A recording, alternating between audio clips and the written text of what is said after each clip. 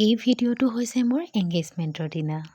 মেমৰিবোৰ কেতিয়াবা সাঁচি ৰাখিবলৈ মন যায়, যেতিয়া সেই মেমৰিবিলাকে নিজৰ লগতে ঘৰৰ সকলোকে সুখ দিয়ে। প্ৰথমে দেউতাক সেৱা জনাই, দেউতাৰ পৰা আশীষ লৈ তাৰপিছতে মাক সেৱা জনালোঁ। জীৱনৰ এটা নতুন যাত্ৰা।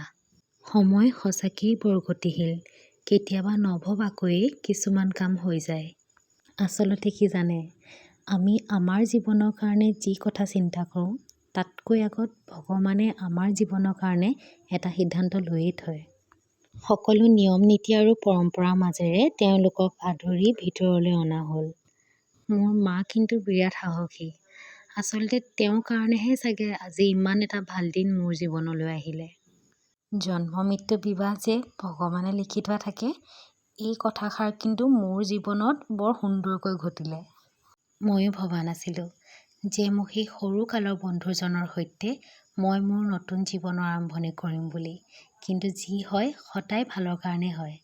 তেওঁৰ প্ৰতি সন্মান আৰু বিশ্বাস ৰাখি নতুন এক আৰম্ভণি কৰিলোঁ। তেওঁক বিশ্বাস কৰাটো মোৰ কৰ্তব্য আৰু সেই বিশ্বাসক ধৰি ৰখাটো তেওঁৰ দায়িত্ব।